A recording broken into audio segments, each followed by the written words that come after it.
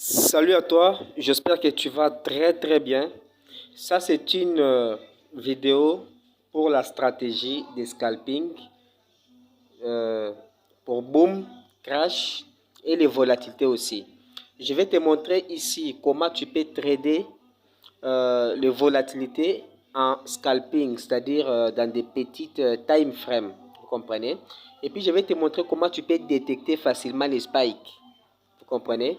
Donc, c'est très facile dans cette vidéo. C'est juste une vidéo qui est sur la stratégie des scalping uniquement et non quelque chose d'autre. Donc, vous comprenez? Alors, ce que je vous demande, c'est de me suivre jusqu'à la fin de la vidéo. Donc, suivez toutes les procédures que je présente dans cette vidéo. Et puis, vous allez appliquer la même chose. Vous allez appliquer la même chose pour aussi commencer à trader. Avec cette stratégie, si vous respectez bien les principes, vous n'allez plus cramer des comptes. Donc, vous serez vraiment rentable, je vous dis. Vous comprenez? Alors, on choisit un indice. J'ai choisi par exemple le Boom 1000. Vous comprenez? Boom 1000. Alors, avec cette stratégie, la première des choses, on trade avec notre dernier time frame. Donc, d'abord, nous travaillons sur les time frames M1, M5 et puis M15. Notre dernier time frame, c'est M15. Vous comprenez? M15. On bascule sur M15. Voilà. Nous sommes sur M15. OK? Alors, ici sur M15, c'est là où vous allez commencer votre analyse. Ici sur M15. D'abord, vous devez d'abord savoir, vous êtes sur quelle tendance. Là, c'est la première des choses. Comme ici, lorsqu'on essaie de regarder bien, nous sommes sur la tendance baissière. Donc, ça se voit. Regardez. Regardez bien. Nous sommes sur la tendance baissière. Lorsque vous remarquez sur les tableaux, vous remarquez l'indicateur Ishimoku. Donc, je vous recommande aussi d'utiliser ça. OK? Installez l'indicateur Ishimoku. Laissez ça par défaut. Donc, ne bougez rien. Si possible, vous pouvez juste changer vos couleurs. Hein? Voilà. Juste les couleurs. Mais là où on a écrit les 9, 50 là, ne changez pas. Les périodes là, ne changez pas. Parce que si on travaille avec Ishimoku. Déjà, Ishimoku vous montre déjà que la tendance est baissière. Ok? On ne va pas entrer trop en détail pour Ishimoku parce que Ishimoku c'est déjà tout un cours à part. Si on essaie de parler encore d'Ishimoku ici, la vidéo sera très longue. Donc ici, d'abord on a des nuages, les nuages à la hausse et les nuages à la baisse. Déjà Ishimoku nous montre déjà que non, la tendance est baissière. Pourquoi? Parce qu'il y a la présence du nuage à la baisse. Vous voyez? Voilà, ça baisse. Malgré ces booms, vous savez, boom, c'est lorsque les spikes montent. Mais la tendance est en train de baisser. Parce que nous sommes dans la tendance baissière. Maintenant, dès que vous remarquez ça dans M15, vous basculez sur M1. Vous comprenez? Vous allez sur M1. Voilà. Donc, la même chose, nous sommes dans la tendance baissière, comme vous pouvez le voir. OK? Alors, comme nous sommes dans la tendance baissière, OK? Par exemple ici, OK? Par exemple ici, on a déjà confirmé que nous sommes dans la tendance baissière. Maintenant, il y a des spikes quand même. Même dans la tendance baissière, il y a quand même des spikes qui se produisent. OK? Alors, ce que vous allez faire, c'est quoi? Lorsque vous voyez des spikes, par exemple ça, ce sont des spikes, mais dans la tendance baissière. Donc, c'est normal. Donc, ça, c'est ce qu'on appelle la correction. OK? Ça, c'est la correction. Alors, lorsque vous êtes dans la tendance baissière comme ça, lorsque vous voyez la correction qui se produit, il suffit juste d'attendre la fin de la correction. Là, c'est lorsque vous tradez les ticks. Voilà. Là, c'est lorsque vous tradez les ticks, vous devez attendre que la correction puisse prendre fin et puis vous commencez, vous prenez maintenant votre position à la baisse. Vous comprenez les amis? Donc, il n'y a rien qui est difficile. Alors, on fait aussi cet exemple pour chercher des spikes. Comment maintenant trouver des spikes avec cette stratégie? On va chercher la tendance haussière. Voilà. Par exemple, on va prendre cette partie. À partir d'ici, on peut aller sur M1 aussi.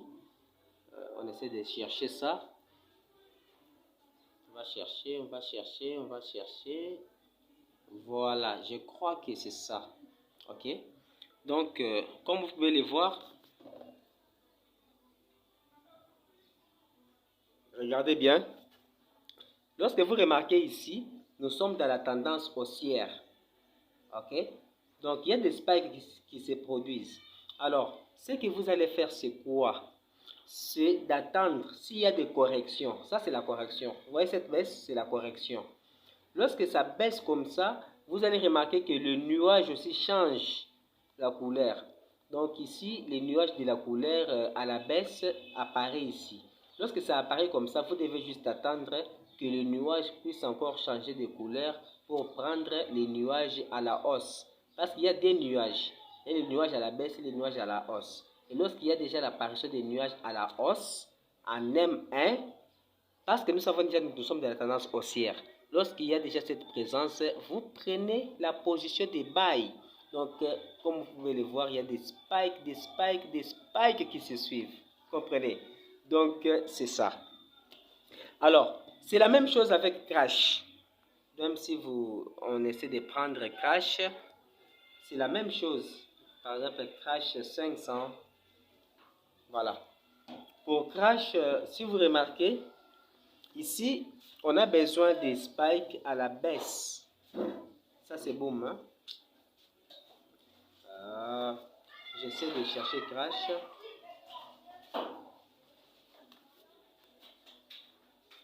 Par exemple, ça. Voilà. Donc, Crash, c'est pour aller à la baisse. Vous comprenez? Alors, ce que nous allons faire, c'est quoi? C'est de chercher les spikes dans Crash.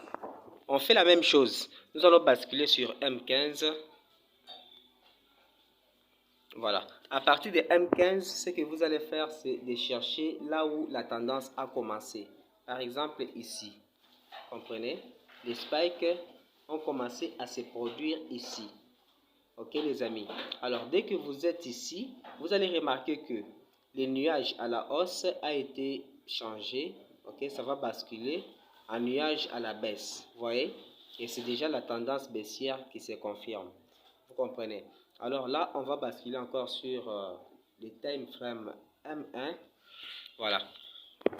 On va chercher l'endroit où la tendance a été confirmée. J'espère que c'est ici.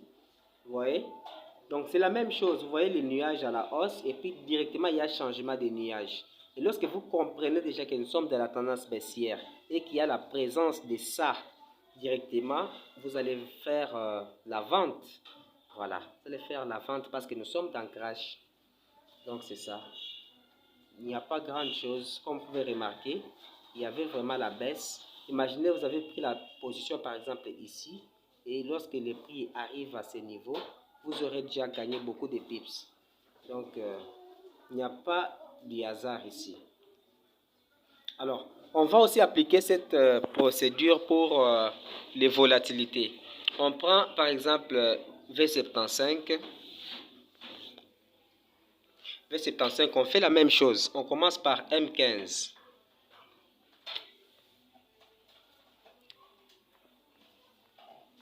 Voilà, nous sommes sur M15. On va chercher. Lorsque le marché est en train de se consolider comme ça, par exemple comme ça, il n'y a pas vraiment la tendance confirmée. Là, il faut se méfier. Il faut se méfier, il ne faut pas prendre rapidement la décision. Vous devez chercher la tendance qui est confirmée. On va chercher, par exemple ici. Ici, on remarque une belle direction haussière. Vous voyez ici. Voilà, c'est la même chose. Ce que vous allez faire, c'est de faire aussi du scalping. Par exemple, ici sur les volatilités, tu peux trader. Ici sur M15, tu peux prendre la décision de que, par exemple, tu avais les nuages à la baisse ici, et il y a changement des nuages. Voilà, vous remarquez qu'on part à la hausse.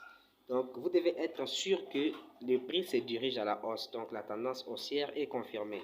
Alors ici, vous allez commencer à acheter après chaque rebondissement ici. Ok, je vais tracer.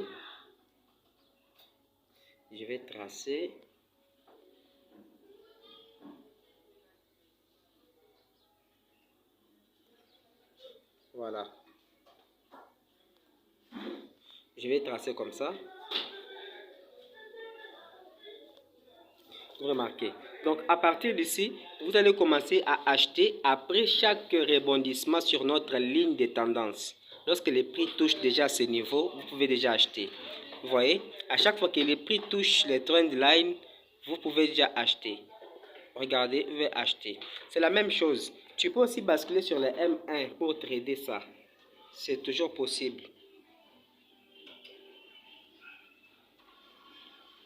Oh là là, le M1 c'est caché. On va patienter. Je cherche le M1.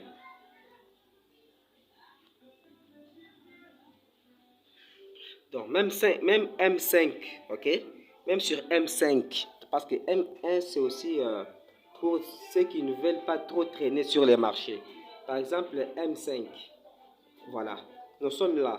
C'est toujours le même exemple.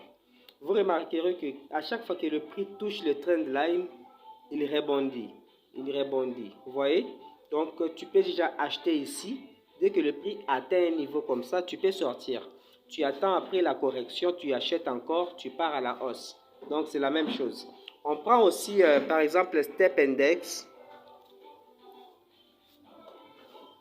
Vous voyez? Voilà, par exemple, le Step Index. Tu vas remarquer que nous sommes dans la tendance haussière. Et à chaque fois qu'il y a correction ou bien changement de tendance, tu verras que le nuage qu'on avait, qui nous montrait comme si on partait à la baisse, va directement changer de couleur. Vous voyez ici, il y a directement le nuage à la hausse qui apparaît. Évidemment, vous allez faire la même chose. Vous allez attendre, après chaque correction, vous achetez. Après chaque correction, après chaque correction. C'est la même chose que vous faites la vente, par exemple. On prend l'exemple de la vente ici. Il y a le prix qui s'est dirigé à la hausse. Et lorsque le prix a atteint ce niveau, voilà, il y a une résistance ici. Et directement, le prix a été rejeté vers les bas. Vous voyez?